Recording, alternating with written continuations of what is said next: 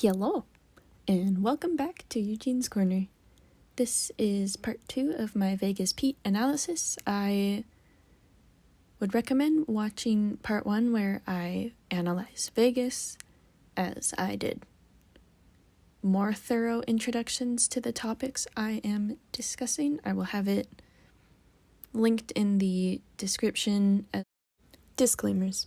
I am not a professional and could have some of my information wrong, so please don't take everything I say here as concrete facts. This is simply me compiling research I've done from books, textbooks, classes, and other resources. I will try to remember to put links in the description if you are interested in the media that I used. I would also like to add in a disclaimer in regards to the current situation between Poi and Bild. I am not on either party's side, and I will not be commenting on this as it does not pertain to my psychological analysis of these characters.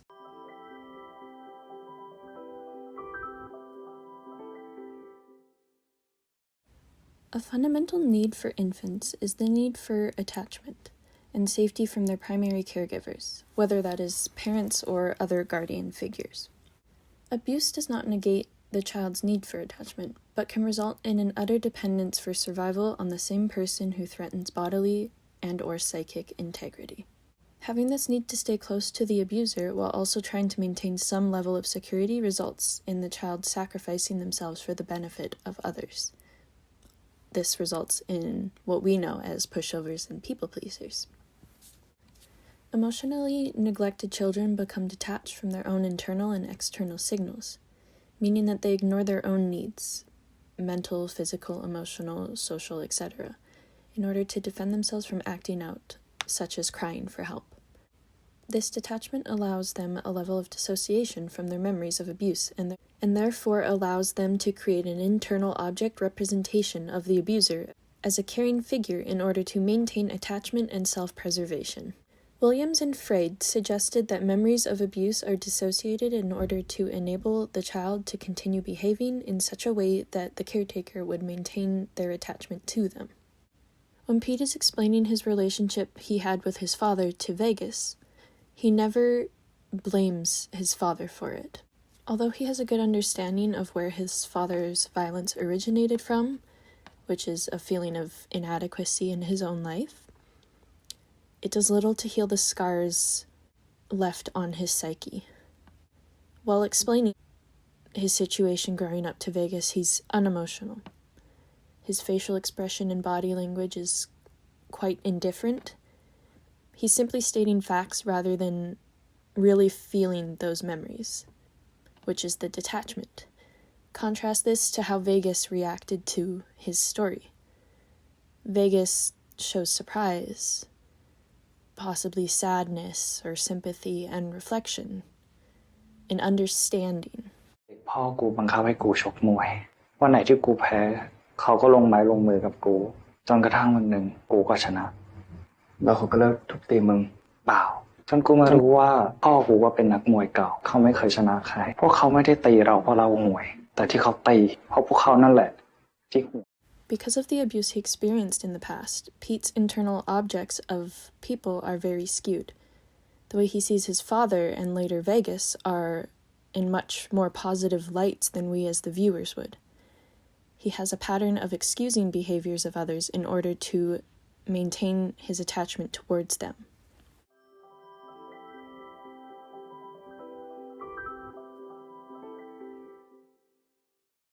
So I wanted to read this post that I found from the Tumblr user thatgirl4815. There are, in my mind, multiple ways of interpreting Pete's expressions. One is that it's a defense mechanism, a way of hardening himself to the pain that he knows is coming. Psychologically, dissociation and depersonalization are ways in which people tend to distance themselves from particularly traumatic experiences. The next potential reading of this, too, is that Pete is simply hysterical, which would not be unbelievable considering A, I'm sure Vegas's bodyguards did not treat him nicely when they found him, and B, he knows what's about to happen to him. He's aware of the pain that he's about to endure, regardless if he begs. The last most plausible, in my opinion, is that it's a challenge to Vegas. The reason that I included this is, one, because I I thought that their entire post, it was about, it was a breakdown of, like, the torture scenes in, I keep getting my episode numbers wrong, episode 10, when he's, like, in the basement or whatever it is. And I liked the way that they worded it, so I wanted to include it and add in my thoughts and interpretation of it. I do agree that there is more than one way to look at Pete's smile, and for me, there's two main reasonings, I suppose you could say. The first one is coping intolerance, and the second one is the facade and lack of identity. It's not uncommon to see this hysterical smiling in film and other forms of media when a character is in a not very great situation. I was trying to think of, like, an example of, like, a movie or something, but my brain went blank and I literally cannot think of a single movie I've ever seen in my life. So, you know, if you've watched, like, a spy movie or an action movie and the hero gets captured and beaten, usually they will have the defiant smile and be like, haha, you can't break me. I wish I could think of an example, but I literally... I was crashing there last year, and I wanted to shower and anoint my body with essential oils before I saw Rosa. Duh. Well, she's gonna be so psyched that you're back. Where have you been all this time? Vegas has been locked up for a month. I was in prison in Uzbekistan. It's actually not as bad as it sounds. I deserve this! Why were you in jail? And it is a form of defiance, as I said. Smiling or being kind to someone who's trying to break you is quite possibly one of the most infuriating things you can do. You know, if you can't physically fight back. The perpetrator wants full psychological and physical control over the victim, but this act of smiling is just a slap in the face to them. It sends the message that they aren't getting what they want from you. On the other end of that, it is also a biological response that we have as humans. Scientists hypothesize that the reason for laughter in uncomfortable or traumatic situations is our brain's attempt at regulation and self-preservation. Laughter releases endorphins, which increase our tolerance to pain. While endorphins combat pain, they also facilitate feelings associated with reward. This is why people enjoy working out and going to the gym, even though, you know, to people who don't go to the gym, it's crazy to us because we're like, that, but you'll feel like garbage the next day. Your entire body hurts. Another example is, have you ever spent an hour sobbing over an assignment and then posed and done a peace sign in front of the mirror? Just to yourself, just... It kind of makes you realize how ridiculous you look. And although it's not exactly proven, since it's hard to measure endorphins since they are located in the brain, a lot of people will tell you that just smiling to yourself in a mirror will help boost your mood. So why, during the torture scene, is he laughing, smiling, even though, you know, Vegas is coming up at him with freaking car battery and he's like, want kids? Too bad. Fuck. Like I said, studies have shown that laughter in uncomfortable situations increases our tolerance to discomfort and pain. So, in a torture scene, characters will laugh, often quite hysterically, and it's because it's our brain and body's way of releasing these endorphins so that we don't feel as much pain. That's why Pete appears. Okay, we got this. Bro, you got this, okay. That is why... Oh my god. This might be longer than the Vegas video just because I have no freaking brain left. Oh. This is why Pete appears to be enjoying the torture.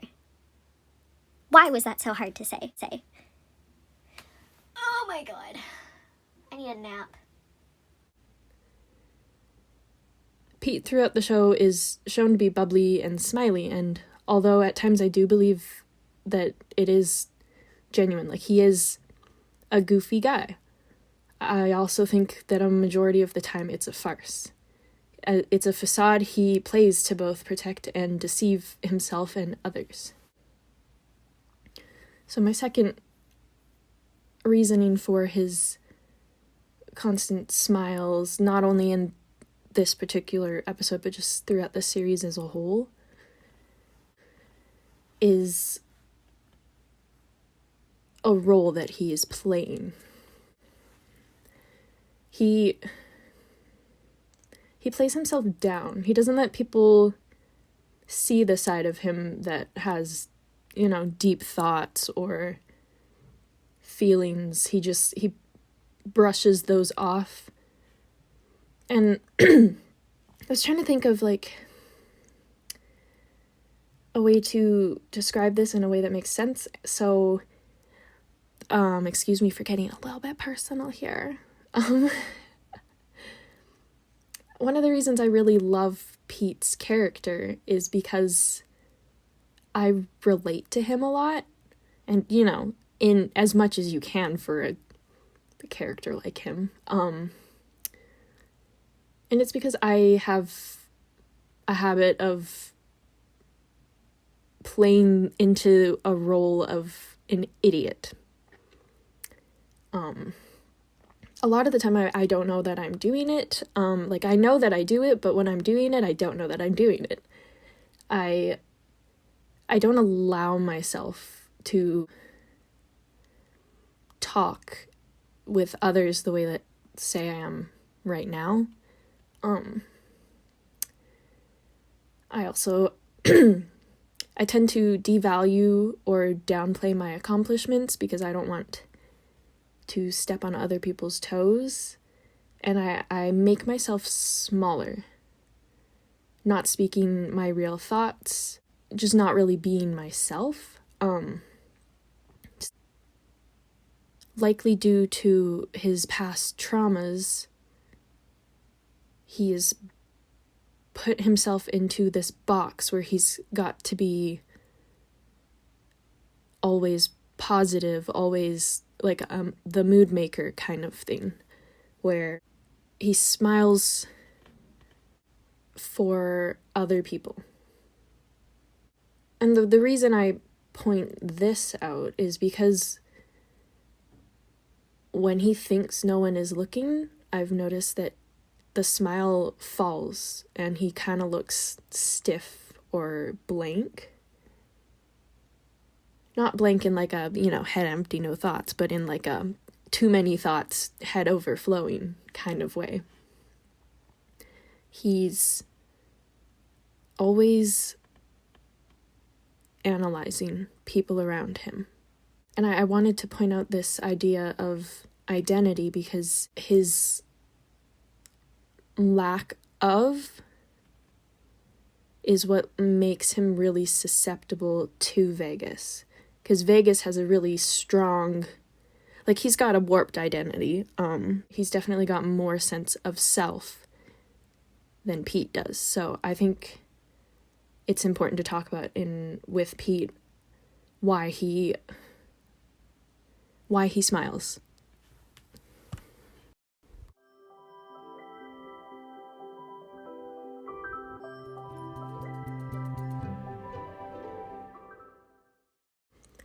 I've used the same test as I did for Vegas to determine which attachment style Pete has, which is the ECR-R, and I have determined him to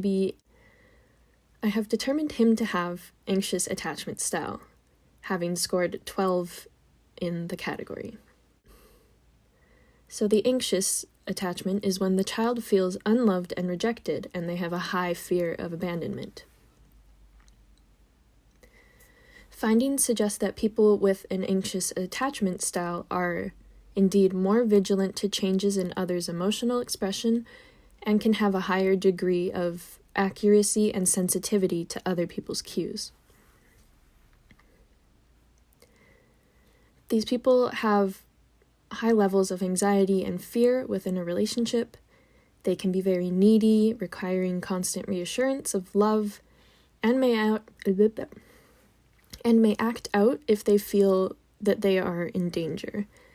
This is known as protest behaviors. Examples of protest behaviors are excessively attempting to reestablish contact, withdrawing contact, keeping score, acting hostile, threatening to leave, manipulation, and making the other party feel jealous. Similarly to how Vegas threatens with violence, Pete threatens with leaving. His whole initial goal is supposed to be escaping captivity, yet every time he has the opportunity, he fails or sabotages it. But even so, he continues to use it as a threat against Vegas, who has an extremely heightened fear of rejection and abandonment.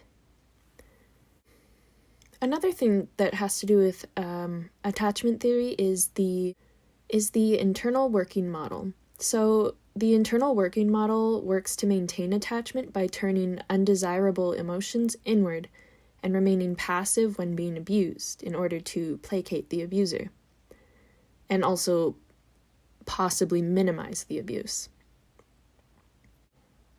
Over time, this model can develop into the victim masochistic ego state with an anxious attachment style, which is pretty much exactly what we see with Pete. People who were abused as children have a much higher likelihood of falling into abusive relationships in adulthood. They have grown up with broken and distorted senses of trust and safety, which can lead them to be easy targets for manipulation. Pete confuses Vegas's periods of softness for comfort and safety. Even though Vegas has been horribly cruel towards him, he still has this softer, caring side to him. It is the constant back and forth between fear and not fear that creates the groundwork for mistaking fear for love. I hope that makes sense. Neither man has any idea of what real love and trust is supposed to feel or look like. They only know what they experienced growing up, and what they have both experienced is cruelty as a form of love.